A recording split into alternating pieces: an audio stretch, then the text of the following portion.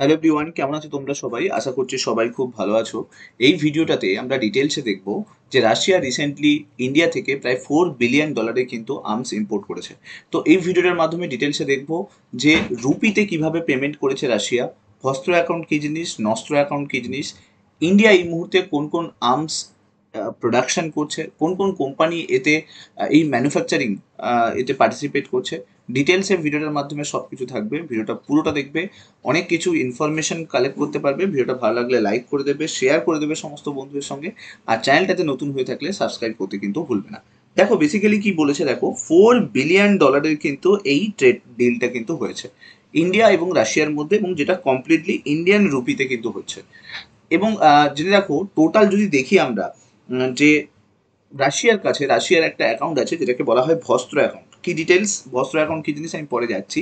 এই ভস্ত্র অ্যাকাউন্টে total $8 billion রয়েছে, যার মধ্যে $4 বিলিয়ন কিন্তু এখনো পর্যন্ত স্পেন্ড হয়েছে। এখনো $4 বিলিয়ন কিন্তু আমরা যদি দেখি যে হোল্ডিংস কিন্তু এই ভস্ত্র অ্যাকাউন্টে কিন্তু রয়েছে। দেখো রাশিয়া যেটা বলছে যে এই যে $4 বিলিয়ন যে আর্মস ইম্পোর্ট করছে, এটা বেসিক্যালি কিন্তু ডিফেন্স ইকুইপমেন্ট এবং বলতে পারো যে আর্মস ইম্পোর্ট কিন্তু হচ্ছে। তোমরা জানো যে এই মুহূর্তে রাশিয়া ইউক্রেনে কিন্তু একটা ওয়ার সিচুয়েশন ক্রিয়েট হয়ে রয়েছে। অলওয়েজ একটা বলতে পারো সিচুয়েশন যেখানে রাশিয়াকে কন্টিনিউয়াস কিন্তু আর্মস ইম্পোর্ট করতে হচ্ছে। তো যেখানে Russia as a world largest exporter হিসেবে ছিল, সেখানে রাশিয়া প্রেজেন্টলি কিন্তু ইম্পোর্ট করছে। তাও ইম্পোর্ট করছে কোন অ্যাকাউন্টে? Vostro account. তোমরা জানো যে ভস্ত্র অ্যাকাউন্ট রিসেন্টলি কিন্তু ইন্ডিয়ান গভর্নমেন্ট এবং Russian government trade deal sign করার পরে এই ধরনের অ্যাকাউন্ট কিন্তু চালু হয়েছিল। এই অ্যাকাউন্ট খোলার পেছনে মেন উদ্দেশ্য যেটা সেটা সেটা হচ্ছে যে রুপিতে কিন্তু ট্রানজাকশন করা। তোমরা জানো যে ডলারের যে একটা ইস্যু, তোমরা জানো যে রাশিয়ার ওপরে কিন্তু ডলার ব্যান করে দেওয়া হয়েছিল ইউএস। তো যার কারণে ডলারের মাধ্যমে কিন্তু কোনো ট্রানজাকশন করা কিন্তু পসিবল হচ্ছিল না। তো সেই জন্য কিন্তু রাশিয়া এবং ইন্ডিয়ার মধ্যে একটা ডিল সাইন হয় যে তারা রুপিতে কিন্তু এই ডিলিংসটা করবে। এই ডিলিংসটা, এই যে রুপির মাধ্যমে যে ট্রেড করার ব্যাপারটা, এটা কিন্তু টোটাল 22টা কান্ট্রির সঙ্গে এই মুহূর্তে ইন্ডিয়ার কিন্তু রয়েছে। এর জন্য একটা অ্যাকাউন্ট খুলতে হয় ওই প্রত্যেকটা কান্ট্রিকে, যেটাকে বলা হয় স্পেশাল রুপি ভস্ত্র অ্যাকাউন্ট। এই স্পেশাল রুপি ভস্ত্র অ্যাকাউন্ট, এটা টোটাল 22টা কান্ট্রির কাছে কিন্তু এই ফেসিলিটি কিন্তু আছে, যারা তাদের নিজের কারেন্সিতে কিন্তু ইন্ডিয়াকে কিন্তু পে করতে পারে, এবং ইন্ডিয়া সেটাকে পাবে কিন্তু রুপি ফরম্যাটে। 20 রাশিয়ান ব্যাংক এই মুহূর্তে পার্টিসিপেট করছে কিন্তু এই স্পেশাল রুপি ভস্ত্র অ্যাকাউন্ট সিস্টেমে। এখন কি জিনিস এই ভস্ত্র অ্যাকাউন্টটা? কি জিনিস দেখো, ভস্ত্র অ্যাকাউন্ট আর কিছুই নয়। ধরো সামথিং আমি একটা এক্সাম্পল দিলাম যে এসবিআই অ্যাকাউন্ট ইন্ডিয়াতে রয়েছে, আর কোনো রাশিয়ান ব্যাংক রাশিয়াতে রয়েছে। তো রাশিয়ান ব্যাংক কি করবে? এসবিআইতে এসে একটা অ্যাকাউন্ট খুলবে যেটার নাম হচ্ছে ভস্ত্র অ্যাকাউন্ট। এই ভস্ত্র অ্যাকাউন্ট কিন্তু এসবিআইতে এসে খুলবে। ঠিক আছে। এবার যদি পুতিন, ধরো ভ্লাদিমির পুতিন রয়েছে, সে কোনো জিনিস ধরো ইম্পোর্ট করতে চাইছে, আমি সামথিং ধরলাম, এক্সাম্পল দিচ্ছি, যে ইন্ডিয়া থেকে কোনো জিনিস ইম্পোর্ট করতে চাইছে, তো পুতিনের কাছে তো রাশিয়ান কারেন্সি রুবেল থাকবে, সে তো অন্য কোনো কারেন্সিতে পাবে না। তো পুতিন কি করবে? এই রুবেল কারেন্সি পেমেন্ট করবে কাকে? রাশিয়ান ব্যাংকে। দেন রাশিয়ান ব্যাংক ভস্ত্র অ্যাকাউন্টে কিন্তু রুপিতে কনভার্ট করে কিন্তু টাকা জমা করবে। সেই রুপি থেকে কিন্তু টাকা পেয়ে যাবে কে? Government of India. তো এইভাবে কিন্তু প্রসিডিওরটা কিন্তু চলে। অর্থাৎ রাশিয়ান ব্যাংকে গিয়ে রাশিয়ান কারেন্সি জমা করতে হবে, দেন রাশিয়ান কারেন্সি কনভার্টেড হয়ে যাবে এসবিআইতে এসে রুপিতে। দেন এসবিআই ওই রুপিটা কিন্তু যে ইম্পোর্টার থাকবে বা গভর্নমেন্ট অফ ইন্ডিয়া থাকবে তাকে কিন্তু পেমেন্ট করবে। তো এটাই ছিল কিন্তু ভস্ত্র অ্যাকাউন্ট।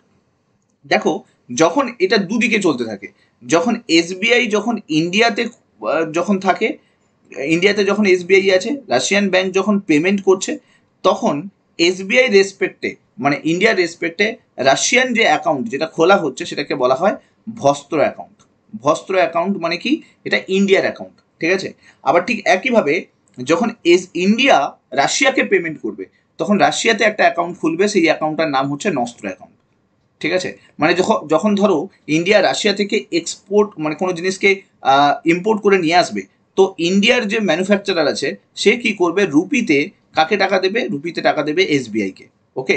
দেন এসবিআই এই রুপিটা কনভার্ট করে কাকে টাকা দেবে? হচ্ছে রাশিয়ান ব্যাংকে। কোন অ্যাকাউন্টে? নস্ত্র অ্যাকাউন্টে হচ্ছে কিন্তু টাকাটা দেবে। ঠিক আছে। এবং সেটা কিসে কনভার্ট করে দেবে? রুবেল। এই রুবেল কনভার্ট হয়ে ডাইরেক্টলি কিন্তু রাশিয়ান ম্যানুফ্যাকচারের কাছে কিন্তু চলে যাবে। তো যখন রাশিয়াতে এটা করা হয় তখন সেটাকে নস্ত্র অ্যাকাউন্ট বলা হয়। আর যখন ইন্ডিয়াতে এটা হচ্ছে তখন সেটাকে ভস্ত্র অ্যাকাউন্ট বলা হচ্ছে। তো হোপফুলি বুঝতে পারলে যে কিভাবে এই রুপি এবং ডলারের রুপি এবং কারেন্সির মধ্যে কিন্তু যে কোনো কান্ট্রির যে কারেন্সির মধ্যে কিভাবে ট্রানজ্যাকশনটা কিন্তু হয়। 65% এটা বলা হচ্ছে যে ইন্ডিয়ার ওয়েপন পারচেস যদি দেখো রাশিয়া থেকে লাস্ট কয়েকটা ইয়ার্সে আমরা যদি দেখি 65% কিন্তু ইন্ডিয়ার ওয়েপন কিন্তু আমরা পারচেজ করেছি, এবং প্রায় বলা হচ্ছে $60 বিলিয়ন কিন্তু টোটাল কিন্তু ট্রানজ্যাকশন কিন্তু হয়েছে লাস্ট কয়েকটা ইয়ার্সে যদি দেখা হয়। Recently Stockholm purchase international Stockholm international যে পিস রিসার্চ ইনস্টিটিউট তারা বলেছে যে ইউক্রেন ওয়ার হওয়ার কারণে এই যে আর্মস ইম্পোর্ট এবং এক্সপোর্টের পরিমাণটা কিন্তু লাস্ট কয়েকটা বছরে কিন্তু বেড়ে গেছে। এবার যদি দেখা হয় যে ইন্ডিয়াতে এই মুহূর্তে যে ইম্পোর্ট হচ্ছে, মানে রাশিয়া যে ইম্পোর্ট করছে, সেটা কোন কোন কোম্পানি থেকে এই ইম্পোর্টটা হচ্ছে। তো দেখো ইন্ডিয়াতে বেস্ট কয়েকটা ডিফেন্স কোম্পানি যদি দেখি, তাদের মধ্যে সবথেকে বড় কয়েকটা কোম্পানির নাম হচ্ছে Hindustan Aeronautics Limited, Bharat Electronics Limited, Mazagaon Dock Ship Builders, Bharat Dynamics এবং কোচিন শিপইয়ার্ড। এরাই কিন্তু সবথেকে বড় বড় যদি দেখো আর্মস কিন্তু তৈরি করছে বর্তমানে। রকেট থেকে শুরু করে হেলিকপ্টার থেকে শুরু করে সাবমেরিন থেকে শুরু করে বড় বড় যে শিপগুলো তৈরি করা হচ্ছে, ওয়ারশিপ যেগুলো, সেগুলো তৈরি করছে কিন্তু এই সমস্ত কোম্পানি। এবং তোমরা জানো রিসেন্টলি কিন্তু এই সমস্ত কিছু, এই কোম্পানিগুলোর মধ্যে সমস্ত কিছুতে জাম্প করেছে কিন্তু আদানি গ্রুপ। আদানি গ্রুপকে রিসেন্টলি কিন্তু একটা প্রাইভেটাইজেশনের উপরে, ডিফেন্সের যে প্রাইভেটাইজেশন সেটা কিন্তু চালু হয়েছে। নেক্সট 10 ইয়ার্সে আদানি গ্রুপের যে ডিফেন্স সিইও রয়েছে তিনি কিন্তু বলেছেন 10 বছরের মধ্যে আদানি কিন্তু অনেক বড় একটা ইনভেস্টমেন্ট কিন্তু করতে চলেছে। আর তোমরা যদি রিসেন্ট ডিফেন্স বাজেট দেখো, তাহলে ডিফেন্স বাজেটে তুমি কি দেখতে পাচ্ছ,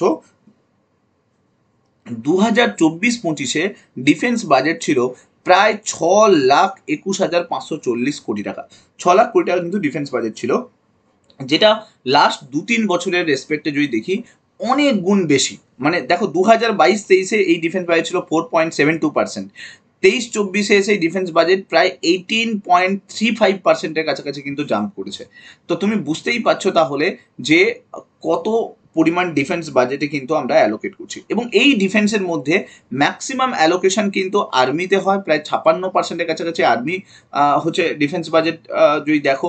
এয়ারফোর্সে প্রায় 23%-এর কাছাকাছি এবং নেভিতে প্রায় 15%-এর কাছাকাছি। বাকিগুলো আলাদা আলাদা, ডিআরডিও আছে কিছুটা, ইসরো আছে কিছুটা, ডিজিকিউএ আছে, এগুলো বাকিগুলো। বাট আমরা যদি দেখি ডিফেন্স বাজেট টোটাল কিন্তু এত পরিমাণ কিন্তু অ্যালোকেট কিন্তু হয়। এটা 2017-18 ডেটা দিয়েছি, 23-24 কিন্তু মোরলেস সেম ডেটা। তো যদি দেখি রাশিয়ার মিলিটারি বাজেট কত, তো রাশিয়ার যদি মিলিটারি বাজেট দেখো 2022-এ রাশিয়া কিন্তু তার মিলিটারি বাজেট পাবলিশ করেছিল। তারপরে 2023-24 আরও হয়তো অনেক বেড়েছে, কারণ ইউক্রেন ওয়ার হয়েছে তোমরা জানো। 2022-এ এটা ছিল $75 বিলিয়ন কিন্তু ডিফেন্স বাজেট ছিল। আর 2023-এ এটা দেখো $84 বিলিয়ন কিন্তু 2023-এ কিন্তু আমরা বাজেট দেখতে পাচ্ছি। এবং যেটা বলা হচ্ছে 24 আস্তে আস্তে এটা $100 বিলিয়ন কিন্তু ক্রস করবে রাশিয়ার মিলিটারি এক্সপোর্ট। ঠিক আছে, মিলিটারি ইম্পোর্ট এবং মিলিটারি বাজেট যদি দেখো প্রায় $100 বিলিয়ন কিন্তু ক্রস করবে। এবং এই মুহূর্তে যদি রাশিয়াকে যে ইন্ডিয়া এক্সপোর্ট করছে সেটা কোন প্রোডাক্ট এক্সপোর্ট করছে, দেখো রাশিয়াতে এই মুহূর্তে যেগুলো এক্সপোর্ট করতে পারে, মানে ইন্ডিয়া যেটা ম্যানুফ্যাকচার করছে সেটা হচ্ছে তেজস করছে, লাইট কমব্যাট হেলিকপ্টার করছে, এয়ারপোর্ট ক্যারিয়ার করছে। বাট এইগুলো কিন্তু রাশিয়া বাই করবে না, রাশিয়া বাই করছে মিলিটারি ইকুইপমেন্ট, র্যাডার সিস্টেম, বাকি এই জিনিসগুলো কিন্তু করছে। এবার দেখো ডিফেন্স এক্সপোর্টের যদি একটা ডেটা দেখি, সেখানে দেখতে পাচ্ছি ইন্ডিয়া ডিফেন্স এক্সপোর্ট করছে প্রায় 21,000 কোটি টাকা, মানে বিভিন্ন কান্ট্রিকে সেল করছে প্রায় 21,000 কোটি টাকা কিন্তু সেল করছে।